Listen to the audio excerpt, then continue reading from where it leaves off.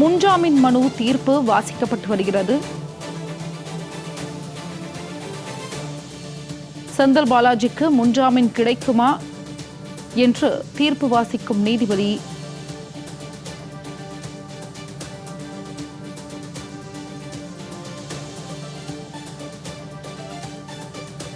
இருதரப்பு வாதமும் நிறைவடைந்த நிலையில் நீதிபதி தீர்ப்பு வாசித்து வருகிறார்.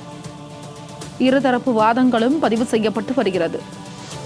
விவரங்களை வழங்குவதற்காக செய்தியாளர் ஜெயலானி இணைப்பில் இருக்கிறார். ஜெயலானி, கூடுதல் விவரம் என்ன?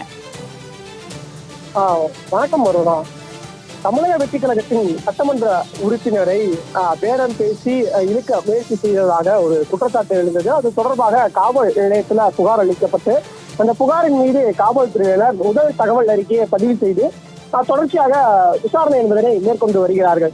இந்த நிலையில இந்த வழக்குல முன்னாள் அமைச்சர் செந்தில் பாலாஜி மற்றும் அவரது சகோதரருக்கு தொடர்பு இருப்பதாக கூறப்பட்டு வரக்கூடிய சூழ்நிலையில அவர்கள் மீது கைது நடவடிக்கை மேற்கொள்ளக்கூடாது என்பதாக தங்களுக்கு முன்ஜாமீன் வழங்க வேண்டும் என்பதனை வலியுறுத்தி சுட்டிக்காட்டி தற்போது சென்னை உயர்நீதிமன்றத்துல மனு தாக்கல் செய்திருந்தார்கள். அந்த மனு மீதான விசாரணை என்பது சற்று நேரத்திற்கு முன்பாக தொடங்கி நடைபெற்று வருகிறது. இந்த தொடர்ச்சியாக நாம் அந்த மனு மீதான விசாரணையில முன்னாள் அமைச்சர் செந்தில் பாலாஜி தரப்புல மூத்த வழக்கறிஞர் என்ஆர் இளங்கோவன் ஆஜராகியிருந்தார். அதே போன்று அவரது சகோதரர் தரப்புல குமரேசன் வழக்கறிஞர் ஆஜராகியிருந்தார்கள். இருவருமே தங்கள் சார்ந்திருக்கக்கூடிய முன்னாள் அமைச்சர் மற்றும் அவரது சகோதரர் அசோக்குமார் உட்படைய அந்த மனு மீதான மனுவில் தாக்கல் செய்த அந்த மேண்டமஸ் என்ன என்பது தொடர்பாக விரிவாக நீதிபதிகளிடம் தங்கள் தரப்பு வாதங்களை முன்வைத்திருந்தார்கள். குறிப்பாக அவர்கள் முன்வைத்த வாதங்களுடைய சாராம்சம் என்பது தங்களுக்கும் இந்த வழக்கும் எந்த தொடர்பும் இல்லை, உள்நோக்கத்தோடு இந்த வழக்கு தொடரப்பட்டிருக்கக்கூடியதாகவும் எனவே தங்களுக்கு இந்த வழக்கில் முன்ஜாமீன் வழங்க வேண்டும் என்பதாகவும் தொடர்ச்சி தெரிவித்திருந்தார்கள். குறிப்பாக இந்த வழக்கில் தங்களுக்கு தொடர்பு இருப்பதாக எந்த ஒரு ஆதாரங்களும் சமர்ப்பிக்கப்படவில்லை என்பதாக சுட்டிக்காட்டியிருந்தார்கள். இந்த நிலையில இவர்களுக்கு ஜாமீன் வழங்கக்கூடாது என்பதாக எதிர்ப்பு தெரிவித்து காவல்துறையினர் தரப்புல நீண்ட வாதங்கள் என்பது முன்வைக்கப்பட்டு வந்தது. அதை நம்மால் பார்க்க முடிந்தது. குறிப்பாக முன்பே நாம் தெரிவித்திருந்தோம், இந்த வழக்கு விசாரணை என்பது ஆரம்ப நிலையில் இருப்பதாக முதல் வாதத்தை காவல்துறையினர் தரப்புல நீதிபதி முன்பாக முன்வைக்கப்பட்டது. இந்த வழக்கு விசாரணை ஆரம்ப நிலையில் இருக்கிறது. இந்த வழக்கு தொடர்புடைய கைது செய்யப்பட்டிருப்பவர்கள் காவலில் எடுத்து விசாரிப்பதற்கான நடவடிக்கையை மேற்கொண்டு வருகிறார்கள் என்பதாக தெரிவித்திருந்தார்கள். அது மட்டுமல்லாமல் இந்த வழக்கில் தொடர்புடையதாக கூறப்படக்கூடிய முன்னாள் அமைச்சர் செந்தில் பாலாஜியுடைய சகோதரர் அசோக்குமார் அந்த வழக்கில் தொடர்புடையவர்கள் இருந்த இடங்கள்ல இருந்தது தொடர்பான ஆதாரங்கள் இருக்கிறது. அது மட்டுமல்லாமல் குதிரை பேரம் நடந்ததற்கான ஆதாரங்கள் இருப்பதாகவும் அரசை சீர்குலைக்க முயற்சி செய்வதற்கான ஆதாரங்கள் இருப்பதாகவும் நீதிமன்றத்துல காவல்துறையினர் தரப்புல வாதங்கள் முன்வைக்கப்பட்டது. இது மட்டுமல்லாமல் இந்த வழக்குல செந்தில் பாலாஜிக்கும் அவரது சகோதரருக்கும் முன்ஜாமீன் வழங்கக்கூடாது என்பதாகவும் கடுமையான எதிர்ப்பு என்பது தெரிவிக்கப்பட்டது. குறிப்பாக கைது செய்யப்பட்ட அனைவரும் 3 நாள் சென்னையில் தங்கித்தான் சதி திட்டத்தை தீட்டியிருக்கிறார்கள். எனவே இந்த வழக்கை தீவிரமாக விசாரிக்க வேண்டியிருக்கும். எனவே இந்த வழக்கின் விசாரணை நடைபெற்று வரக்கூடிய சூழ்நிலையில தற்போது இருக்கக்கூடிய நிலையில முன்னாள் அமைச்சர் செந்தில் பாலாஜிக்கும் அவரது சகோதரருக்கும் ஜாமீன் வழங்கக்கூடாது என்பதாக காவல்துறையினர் தரப்புல கடுமையான வாதங்கள் என்பது எதிர்ப்பு வாதங்கள் என்பது முன்வைக்கப்பட்டது. அப்போது கூட மனுதாரர்கள் தரப்புல திமுகவுடன் ஒட்டுமொத்தமாக 59 சட்டமன்ற உறுப்பினர்கள் மட்டுமே இருக்கிறார்கள். 59 சட்டமன்ற உறுப்பினர்களை வைத்து எப்படி ஆட்சியை தவிர்க்க முடியும் என்பதாக கேள்வியையும் எழுப்பியிருந்தார்கள். தொடர்ச்சியாக இந்த வழக்கை பொறுத்தவரை அந்த சம்பந்தப்பட்ட திருநாவுக்கரசு ஈரோடில் இருந்தார், அப்போது அசோக்குமார் ஈரோடில் இருந்தார் என்பதை தவிர வேற ஏதேனும் ஆதாரங்கள் சமர்ப்பிக்கப்படவில்லை. குறிப்பாக அவர்கள் இருவரும் சந்தித்துக் கொண்டார்களா என்பது தொடர்பான எந்த ஆதாரங்களும் சமர்ப்பிக்கப்படவில்லை. எனவே இந்த வழக்குடைய விசாரணை இதில் எங்களுக்கும் எந்த ஒரு சம்பந்தமும் இல்லை.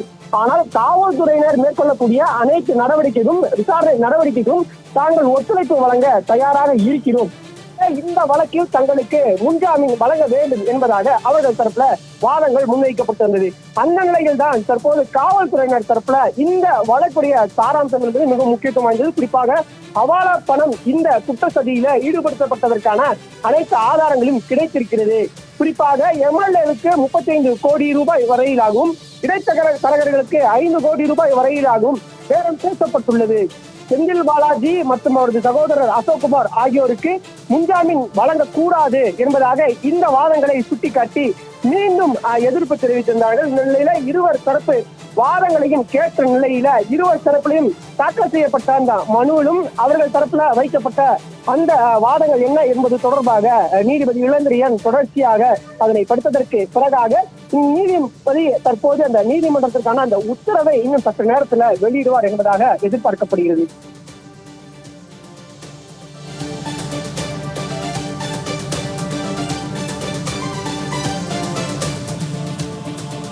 ஜெயராணி, முன்ஜாமீன் மனுக்கள் மீதான உத்தரவை தற்பொழுது வாசித்து வருகிறார் அப்படின்னு சொன்னீங்க. அந்த உத்தரவுல என்னென்ன தெரிவிக்கப்பட்டுள்ளது?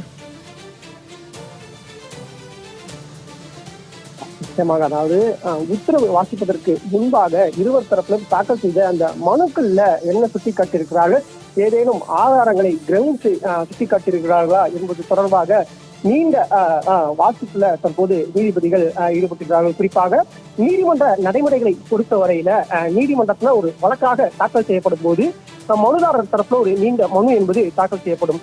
அந்த மனுவுல அவர்கள் சுட்டிக்காட்டியிருப்பது இந்த வழக்குல இந்த குற்றச்சாட்டின் அடிப்படையில தங்கள் மீது நடவடிக்கை எடுக்கப்படுவதாக இருக்கிறது.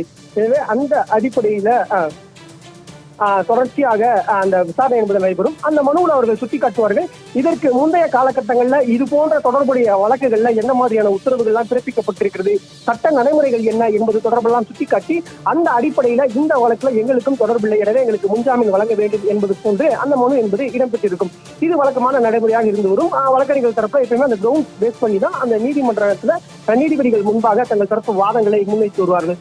அது மட்டுமல்லாமல் எதிர்த்தரப்புல கவுண்டர் அபிடவிட், இப்ப இது ஒரு வழக்கு தாக்கல் செய்யப்படுகிறது என்றால் எதிர்த்தரப்புல இருக்கக்கூடிய அரசு தரப்புல தங்கள் தரப்புல இதற்கு ஏன் எதிர்ப்பு தெரிவிக்கிறோம், இந்த முன்ஜாமீன் ஏன் வழங்கக்கூடாது என்பது தொடர்பான அனைத்து ஆவணங்களையும் அவர்கள் தரப்புல கவுண்டர் அபிடவிட் என்று சொல்லக்கூடிய அந்த மனு என்பது தாக்கல் செய்யப்படும்.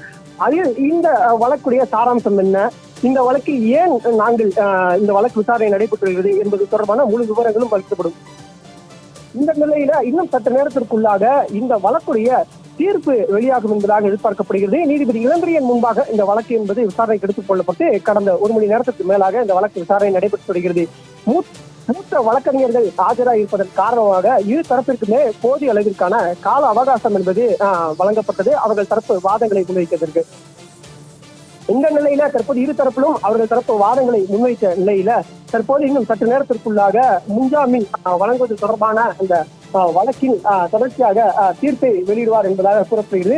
குறிப்பாக தற்போது இந்த தீர்ப்பின் அடிப்படையில முன்னாள் அமைச்சர் செந்தில் பாலாஜிக்கு முன்ஜாமீன் என்பது